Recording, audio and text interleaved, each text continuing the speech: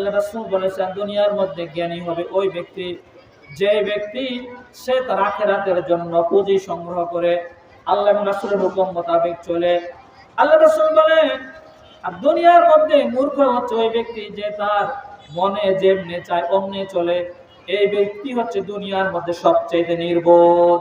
সবাইকে যখন কোরআনের সাথে সুসম্পর্ক বজায় রাখার জন্য চলবেন, সবাইকে যখন কোরআন শেখার জন্য বলবেন, সবাই যখন কোরআন শিখবে, আপনার উদ্যোগে যখন আপনার ফ্যামিলির লোকজন সবাই ভালো পথে চলবে, সমাজের মধ্যে যখন আপনি ভালো কাজ বাস্তবায়ন করার জন্য চেষ্টা করবেন, তখন মৃত্যুর সময় আপনার জবান থেকে চালু হবে লা ইলাহা ইল্লাল্লাহু মুহাম্মাদুর রাসূলুল্লাহ। মনে রাখবেন মৃত্যুর সময় যদি কারো কালিমা নসিব হয়ে যায় তাহলে কিন্তু এটা তার জন্য অনেক বড় সম্পদ, ঠিক কিনা বলুন? হাদিসে আসছে ইন্নামাল আমালু বিল খাওয়াতিম, শেষ আমলই নির্ভরযোগ্য।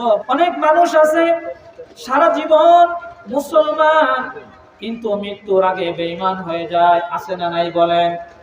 অনেক মানুষ আছে সব সময় নামাজের পথে চলে, ভালো পথে চলে, ঈমানের পথে চলে, কিন্তু মৃত্যুর আগে কোনো কারণে বিভিন্ন কারণে সে বেঈমান হয়ে মারা যায়।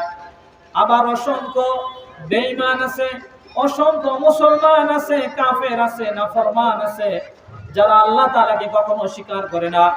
এরকম অনেক মানুষ আছে যারা মৃত্যুর আগে মুসলমান হয়ে কালিমা পড়ে জান্নাতের মালিক হয়ে যায়। সুবহানাল্লাহ।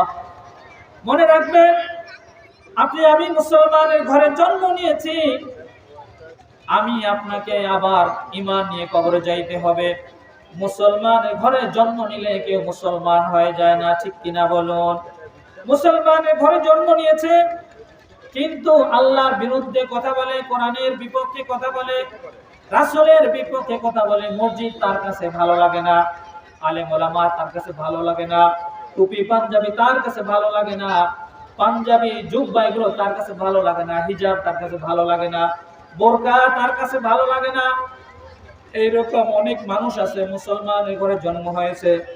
মনে রাখবেন ভাইরা আমার, মুসলমানের ঘরে জন্ম নিলেই কেউ মুসলমানিত্ব নিয়ে ঈমান নিয়ে মৃত্যুবরণ করতে পারবে এরকম কোনো গ্যারান্টি নাই। মুসলমান আপনি হয়েছেন, এবার আপনাকে মুসলমান হওয়ার পরে মুসলমানের কাজগুলো আপনাকে করতে হবে। আপনি মুসলমান নামাজের ধারে কাছে যান না। আল্লাহ রাসূল সাল্লাল্লাহু আলাইহি ওয়াসাল্লাম বলেছেন নামাজ হচ্ছে ইসলাম এবং কাফের মুসলমান, ঈমান এবং কাফেরের মধ্যে পার্থক্য সৃষ্টিকারী। অনেক মুসলমান আছে নামাজ পড়ে না, বছরেও মসজিদে যায় না, শুক্রবার দিনও ঠিক মতো যায় না। অনেক মুসলমান আছে টুপি পরে না, পাঞ্জাবি পরে না। অসংখ্য মুসলমান আছে দাড়ি ওয়াজিব, মুসলমানের শিআর দাড়িগুলো রাখে না। অনেক মুসলমান আছে তার বিবি পর্দায় চলবে, এটা তার কাছে ভালো লাগে না।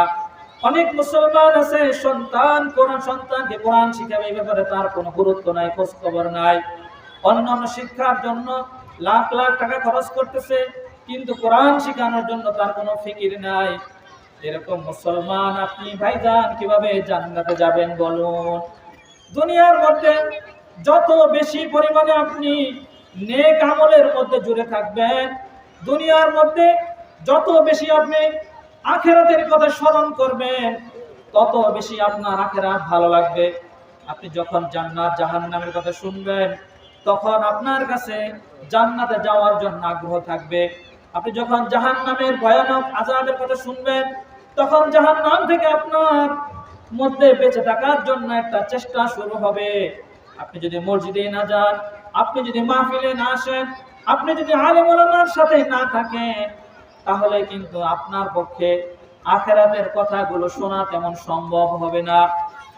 এই জন্য বেশি পরিমাণে আলেমদের সংস্পর্শে থাকা, মাহফিলে বাড়ির পাশে মহল্লার মধ্যে মাহফিল হলে মাহফিলে অংশগ্রহণ করা, এই জন্য বেশি পরিমাণে মসজিদে যাওয়া, আলেমদের সাথে, নেক মানুষদের সাথে, নামাজি মানুষের সাথে, জিকিরকারী মানুষের সাথে সুসম্পর্ক বজায় রাখা, তাহলে আপনার আমার আখিরাত সুন্দর হবে, ঠিক কিনা বলুন? দেখেন ভাইরা আমার, দুনিয়ার মধ্যে আপনাদের অনেক বন্ধু বান্ধব আছে, যখনই আমরা বিপদে পড়ি, এই বন্ধু বান্ধবরা দৌড়ে আসে, সন্তান যদি বিপদে পড়ে বাবা মা দৌড়ে আসে, বাবা মা যদি বিপদে পড়ে সন্তান দৌড়ে যায়, আত্মীয় স্বজন যদি একজন বিপদে পড়ে অন্যরা দৌড়ে যায়। কিন্তু ভাইরা আমার, আমাদের মৃত্যুর সময়, মৃত্যুর পরবর্তী সময়, আমাদের কবরে, আমাদের আখিরাতে, আমাদের সাথে কিয়ামতের দিন কেউ আসবে না, নেক আমল ছাড়া আমাদের কোনো কেউ সঙ্গী থাকবে না, ঠিক কিনা বলুন? আল্লাহ রাসূল আল্লাহ তাআলা পবিত্র কোরআনে বলে দিয়েছেন, আল মালু ওয়াল বানুনা যিনাতুল হায়াতিদ দুনিয়া ওয়াল বাকিয়াতুস সালিহাতু খায়রুন ইনদা রাব্বিকা থাওয়াবান ওয়া খায়রুন আমালা। আল্লাহ তাআলা কিন্তু বলে দিতেছেন আমাদেরকে, মাল ওয়াল বানুন যিনাতুল হায়াতিদ দুনিয়া, সম্পদ সন্তান এগুলো দুনিয়ার সৌন্দর্য, আর তোমার স্থায়ী সম্পদ হচ্ছে নেক আমল। সুবহানাল্লাহ। নেক আমল আমাদের যত বেশি হবে তত বেশি আমরা পরকালের বাদশা হয়ে যাব, ঠিক কিনা বলেন? নেক আমল ছাড়া যদি পরকালে যায় কেউ, তাহলে কিন্তু তার দুঃখের শেষ থাকবে না, ঠিক কিনা বলুন? হাদিসে একটা ঘটনা আসছে, আল্লাহ রাসূল সাল্লাল্লাহু আলাইহি ওয়াসাল্লাম একদিন সাহাবীদেরকে বলতেছেন, সাহাবায়ে কিরাম তোমরা কি বলতে পারো গরিব মানুষ কারে বলে? সাহাবায়ে কিরাম বললেন, ইয়া রাসূলুল্লাহ, ইয়া হাবিবাল্লাহ, গরিব মানুষ তো আমরা জানি যারা টাকা পয়সার দিক থেকে দুর্বল তাদেরকে বলা হয় গরিব, তাদেরকে বলা হয় ফকির মিসকিন। আল্লাহ রাসূল সাল্লাল্লাহু আলাইহি ওয়াসাল্লাম বলেন, না, দুনিয়ার মধ্যে এই ব্যক্তিকে তোমরা গরিব বলতে পারো, কিন্তু আখিরাতে গরিব হবে ভিন্ন একরকম একদল লোক। সাহাবায়ে কেরাম জিজ্ঞাসা করলেন, ইয়া রাসূলুল্লাহ, ইয়া হাবিবাল্লাহ, আখিরাতের গরিব কারা হবে? তাহলে আমরা একটু শুনতে চাই। আল্লাহ রাসূল বললেন, দুনিয়ার মধ্যে থেকে অনেক অনেক নেকি কামাই করছে, অনেক অনেক নেক আমল করে নিয়ে যাবে, কিন্তু আখিরাতে সেই ব্যক্তি একটা সময় জিরো হয়ে যাবে, শূন্য হয়ে যাবে, খালি হয়ে যাবে। সাহাবায়ে কেরাম জিজ্ঞাসা করলেন, ইয়া রাসূলুল্লাহ, ইয়া হাবিবাল্লাহ, এটা কিভাবে? আল্লাহ রাসূল বললেন, দুনিয়ার মধ্যে অনেক মানুষ ইবাদত বন্দেগী অনেক কিছু করবে, নামাজ পড়বে, টাকা আছে হজ করবে, যাকাত দিবে, আরো মাদ্রাসা করবে, মসজিদ করবে, ভালো ভালো কাজ করবে, কিন্তু সে যে অর্থ খরচ করেছে এই অর্থগুলো মানুষ অন্য মানুষ থেকে জোর জবরদস্তি করে এনেছে। কিয়ামতের মাঠ এরকম একটা জায়গা হবে যেখানে পাওনাদাররা গিয়ে দাঁড়িয়ে যাবে তার কাছে, ওই ভাই, দুনিয়ার মধ্যে আমার তুমি জমি দখল করে মার্কেট করেছিলে, আমার জমি তুমি দখল করেছিলে, জোর জবরদস্তি করে আমার টাকা নিয়ে গিয়েছিলে, আমার এই সম্পদ তুমি মেরে দিয়েছো, এগুলো এখন ফেরত দাও। সেদিন কিন্তু ফেরত দিতে হবে। আল্লাহ রাসূল বলেন, দুনিয়ার মধ্যে এরকম অসংখ্য মানুষ থাকবে যারা অনেক নেকি নিয়ে আখিরাতে যাবে, কিন্তু যারা পাওনাদার থাকবে তারা কিয়ামতের দিন এসে বলবে, তুমি আমাকে আমার এই হক নষ্ট করেছো, আমারটা ফেরত দাও। সেদিন কিন্তু ফেরত দিতে হবে। আল্লাহ রাসূল বলেন, এরকম ফেরত দিতে দিতে দুনিয়ার মধ্য থেকে অনেক নেক আমল নিয়ে যাওয়া ব্যক্তি এক সময় খালি হয়ে যাবে, তার আমল নামায় আর কোনো নেকি থাকবে না, তখন সে বড় বিপদে পড়ে যাবে। এরপরেও তার কাছে পাওনাদাররা আসবে যে আমার দুনিয়ার মধ্যে হক নষ্ট করেছো সেগুলো দাও, আমাকে গালিগালাজ করেছো অন্যায়ভাবে সেগুলো দাও, জরিমানা দাও। সে বলবে, আমি কোথা থেকে দিব? বলবে, তোমার নেকি দাও। বলবে, আমার তো নেকি নাই, নেকি শেষ হয়ে গেছে। আল্লাহ রাসূল বলেন, তখন পাওনাদাররা বলবে, তাহলে আমাদের গুনাহগুলো তোমার আমল নামায় নিয়ে নাও। নাউযুবিল্লাহ।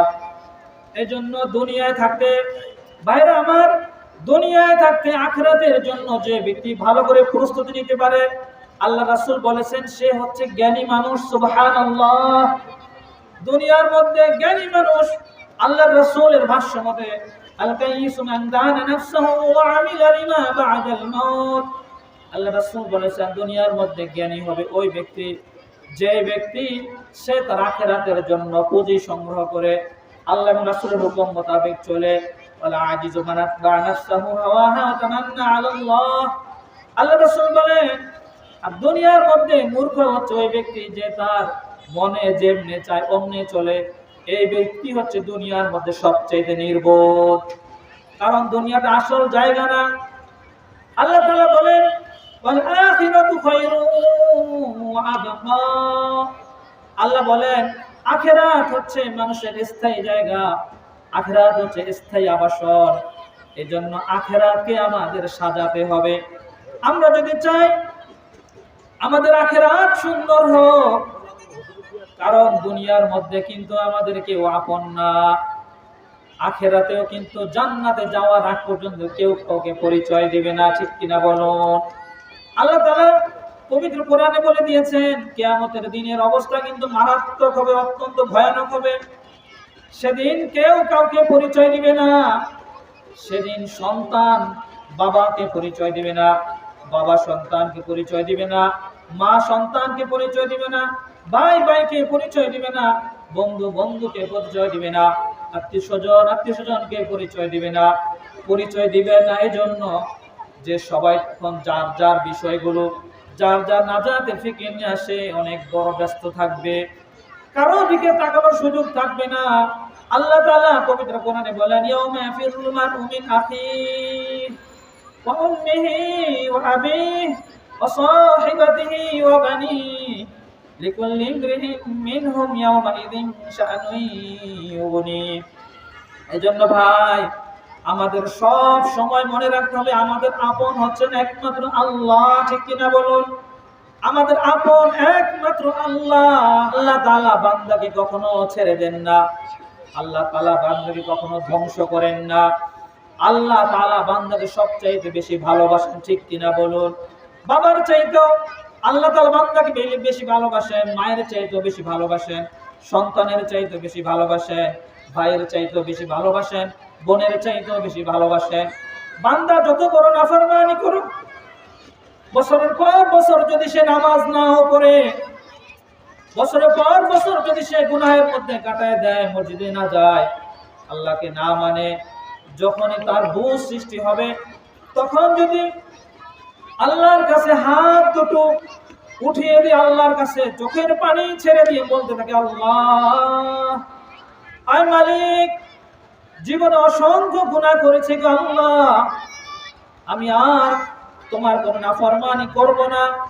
এরকম কোন বান্দা যদি আখিরাতের কথা স্মরণ করে, জাহান্নামের কথা স্মরণ করে, কবর আযাবের কথা স্মরণ করে কোন বান্দা যখন আল্লাহর কাছে হাত উঠে কেঁদে দিবে, চোখের পানি ফেলে দিবে, আল্লাহ তাআলা বলেন বান্দার চোখের পানি চোখ থেকে ঝরে নিচে পড়তে না পড়তে আল্লাহ তাআলা তার জীবনের সব গুনাহগুলোকে মাফ করে দিবেন। সুবহানাল্লাহ।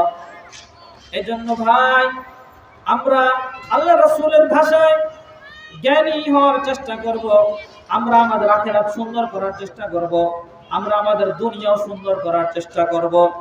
আল্লাহ তাআলার হুকুম অনুযায়ী যে জীবন যাপন করে সেই ব্যক্তি আখিরাতেও সফল, দুনিয়াতেও সফল। আল্লাহ তাআলার নাফরমানি যে করে সে আখিরাতেও ক্ষতিগ্রস্ত, দুনিয়াতেও ক্ষতিগ্রস্ত। ভাইরা আমার, এজন্য আমাদের প্রত্যেক হিসাব করা উচিত, প্রত্যেকে ভাবা উচিত, মৃত্যুকে স্মরণ করা উচিত, মৃত্যুর কথা প্রতিদিন কিছু সময় বসে স্মরণ করা উচিত। তাহলে কিন্তু আমাদের গুনাহের প্রতি আকর্ষণ কমে যাবে। আল্লাহ রাব্বুল আলামিন আমাদের সকলকে আখিরাতের জন্য ভালোভাবে প্রস্তুতি নেওয়ার তৌফিক দান করুন, আমিন। সর্বশেষ কথা হচ্ছে ভাই, আজকের এই মাহফিল আগামীকাল নাও থাকতে পারে। আপনি যখন কোরআনের মাহফিলে এসে কোরআনের কথা, হাদিসের কথা শুনবেন, দিলটা নরম হয়ে যাবে, আখিরাতের পথে চলার জন্য আপনার আমার মধ্যে আগ্রহ তৈরি হবে।